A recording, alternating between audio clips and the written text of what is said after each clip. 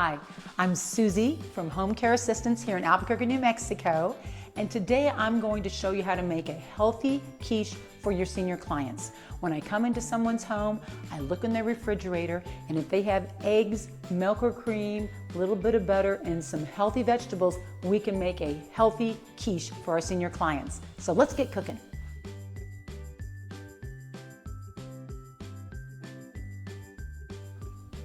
Let's talk about the ingredients today.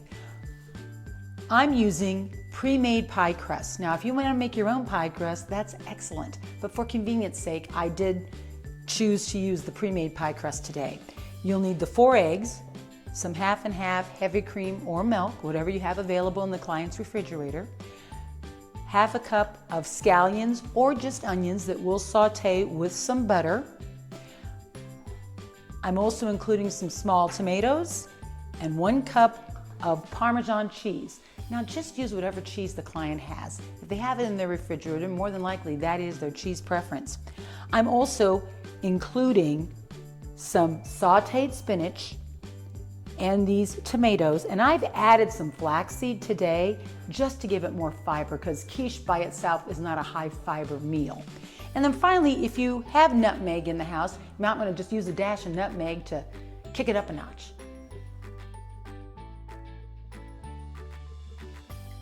Here's a quick tip on how to prepare this spinach. You can use a 10-ounce bag of frozen spinach. After you cook it, you must pat it down with paper towels and remove all that excess green moisture. Otherwise, if you don't do that, the entire quiche will look just like a big green pie and be very runny. It won't be the texture you want it to be. This spinach today was fresh, and I cooked down a pound of spinach, and then I really pressed it in a colander and removed all that extra green juice. You're going to need a 9-inch pie pan, and you need some kind of spray, cooking spray. I have ghee today. You can use Pam, avocado oil, whatever the client's preference might be. I'm going to quickly spray this in the pie pan, and then we can start to open the actual pre-made pie shell itself. Now, if you've never used these before, you do need to pull these out of the refrigerator and let them sit at room temperature for at least 30 minutes so they're more pliable. So I'm just simply unrolling this pie shell here, right? It's very easy once it's been sitting at room temperature, okay? And then I'm gonna lay it right into the pie shell itself, unroll it entirely, make sure it's evenly distributed along all sides and edges, right? Now, you can just leave the pie shell like this, or if you want, you can flute the edges if you have time.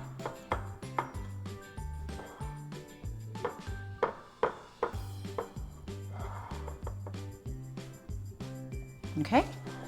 Then take your fork and make hundreds of little piercings on the bottom and the sides so that the pie crust will lay flat. We're going to pre-cook this pie crust for 15 minutes at 400 degrees today. That's not necessary. The value of this is that it does make the crust more flaky and not as soggy.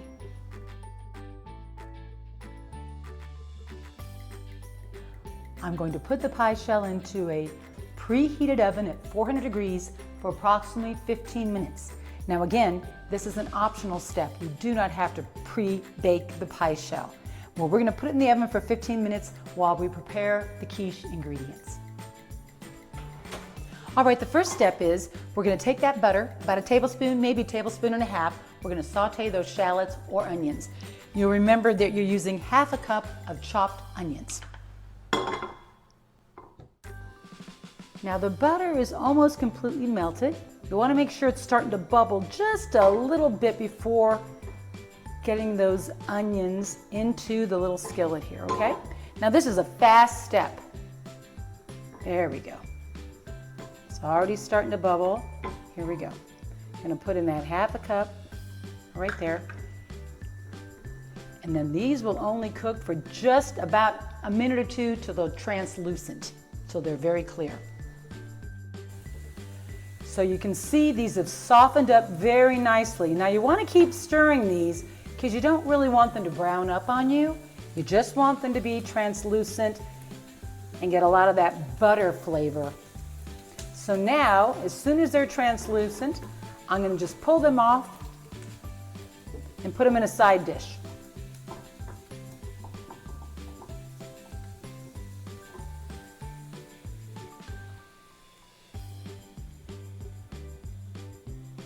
Very good, very good. You can smell that butter. The next step is to prepare that egg mixture. We're going to crack 4 eggs into the bowl. You will need a whisk for this portion or a fork. You need 1.5 cups of that cream or milk, whatever is in the house. I take a little dash of salt in there, and if you have this fresh ground nutmeg, oh, it's so nice. Just a little pinch of it makes a big difference in this dish.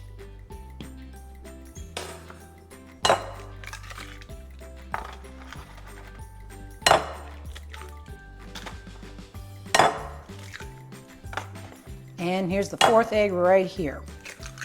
Okay, we're going to just put a little dash of salt in there. That. We're going to add that 1.5 cups of milk or cream, right? And then, to be sassy, we're going to put a little dash of that nutmeg in there. And this is when your fork or your whisk comes in handy. So this is where you're mixing and breaking up all the yolks, making sure that cream and the eggs are bound together.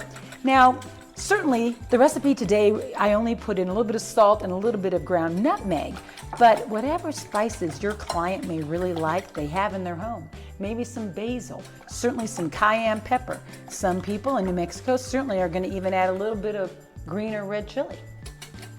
All those are acceptable for this mixture. Now you'll see when this is done, you cannot tell where there was ever an egg yolk, right? It just looks like one creamy mixture. We're finished with our egg mixture. Let's set that to the side and let's cut up as many as you want, 4 to 8 little cherry tomatoes. I usually just have these, but if your client has swallowing issues, you may want to cut them even smaller than this. I know you probably already have clean hands, but at this step, I always wash my hands again because now I'm really going to be tearing apart the spinach and touching all the ingredients into that pie shell.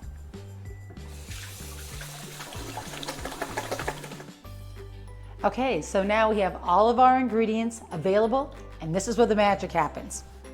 First, I'm going to take those sauteed onions and I'm going to put them at the bottom of the pie shell and strategically arrange them so that every piece of this pie gets a little taste of those onions, okay?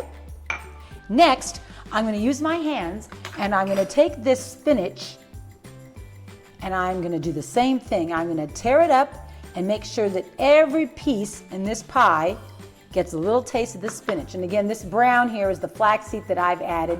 You don't have to have the flaxseed. I just like to add it for a little more fiber, okay? Okay, and then after we have that spinach torn up into pieces, then we can finish with these pre-sliced tomatoes, okay?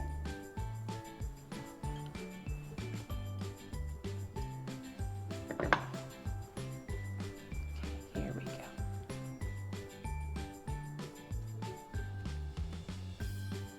Perfect, perfect.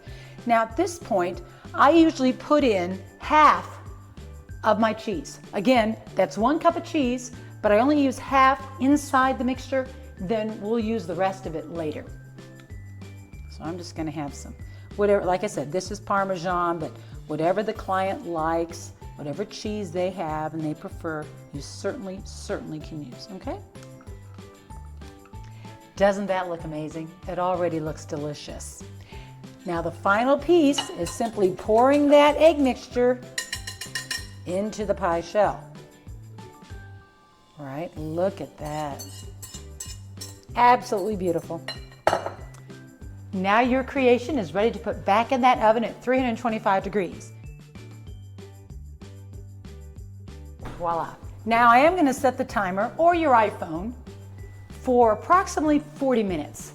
It may take longer to cook, but we'll want to be testing how done it is from 40 minutes on.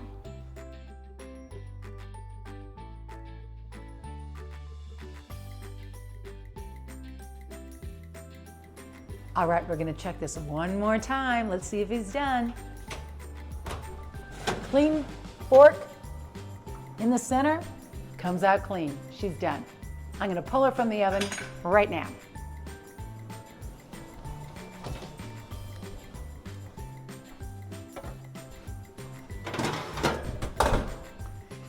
Oh boy, doesn't that look just delicious. I'm gonna let this cool for about 15-20 minutes and it's ready to serve. And what's really good about this quiche is not only is this great for breakfast, you can pair this with a little salad for lunch or dinner with some hearty vegetables. I wish you could smell how delicious this smells in the kitchen, and I'm sure your client would love to have this in their home.